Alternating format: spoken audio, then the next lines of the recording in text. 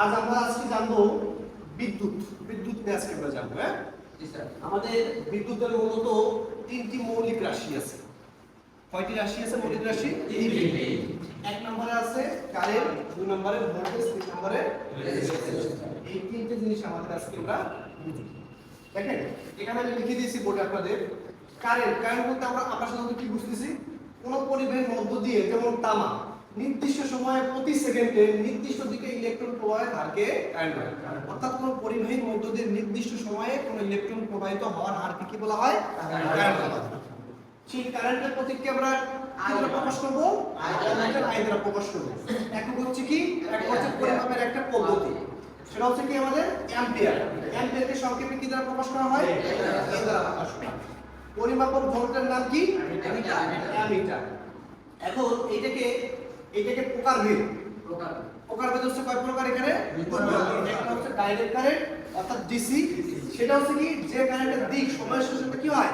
পরিবর্তিত হয় না, একই দিকে প্রবাহিত হয়। যেমন কি ব্যাটারি, তারপর সোলার প্যানেলের সাথে প্রাপ্ত কি কারেন্ট। সোলার প্যানেল থেকে যে প্রাপ্ত যে কারেন্টটা পাই সেটা আমাদের কি?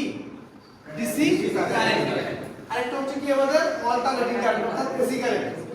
যে কারেন্টের মান অধিক সময়ের সাথে কি হয়? পরিবর্তন হয়। এটা কি বলা হয়? Alternating current. যেমন কি আমাদের বাসাবাড়ির লাইনে অর্থাৎ আমরা বাসাবাড়িতে যে বিদ্যুৎটা ব্যবহার করি সেটা হলো আমাদের কি current? Alternating AC current.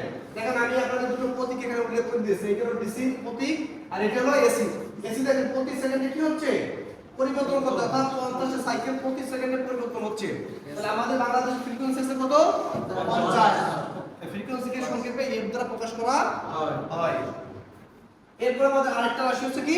Voltage. পরিবাহীর অভ্যন্তরে ইলেকট্রনগুলো স্থানান্তরিত বা প্রবাহিত করানোর যে বৈদ্যুতিক চাপের প্রয়োজন তাকে ভোল্টেজ বলে।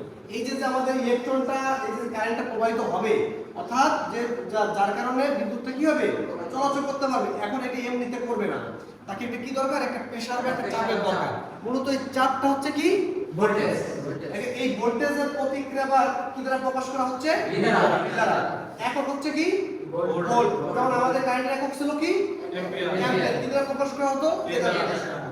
আর এখানে একক হচ্ছে কি? পরিমাপক একটা রাশি ভোল্ট। ভোল্টেজকে কি দ্বারা প্রকাশ করা হয়? ভি দ্বারা। পরিমাপক যন্ত্রের নাম কি? আমরা পরিমাপ করব কত ভোল্টেজ আছে সেই যন্ত্রটার নাম হচ্ছে কি? মিটার। এবার আমরা চলে যাব তৃতীয় নম্বরে। রোধ বা রেজিস্ট্যান্স পরিবাহীর যে বৈশিষ্ট্য বা ধর্মের কারণে এর মধ্য দিয়ে বিদ্যুৎ বা কারেন্ট চলাচলে বাধা সৃষ্টি করবে। অর্থাৎ এই যে দেখেন এটা হলো পরিবাহীর মধ্য দিয়ে কি যাবে? কারেন্ট যাবে।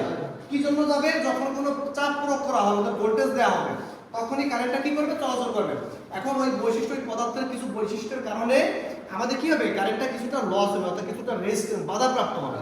ওইটাকে মূলত কি বলা হচ্ছে? রোধ বলা হচ্ছে। যে বৈশিষ্ট্যের কারণে পরিবাহীর যে পদার্থের মধ্য দিয়ে কারেন্ট চলাচলের একটা বাধার সম্মুখীন হবে সেটাকে কি বলা হচ্ছে? রোধ বা রেজিস্ট্যান্স বলা হচ্ছে। প্রতীককে কি দ্বারা প্রকাশ করা হয়? আর দ্বারা প্রকাশ করা হয়। একক হচ্ছে কি? ওহম। ও এই সেম ইংলিশে লেখে ওহমের আরেকটা প্রতীক আছে। এই যেটা দেখেন, এই যেটা সাইনটা হচ্ছে এটা হলো ওহমের প্রতীক। এখানে আমরা ওহম এই প্রতীকটা যদি যেমন আমরা এখানে কি দিয়েছিলাম? ভি দ্বারা বুঝেছিলাম ভোল্ট, এ দ্বারা বুঝেছি কি? অ্যাম্পিয়ার। আর এখানে আপনার এই ওহম দ্বারা এই ওহমের এই প্রতীকটা দিলে আমরা কি বুঝবো? এটা আমাদের ওহম বোঝানো। ঠিক আছে?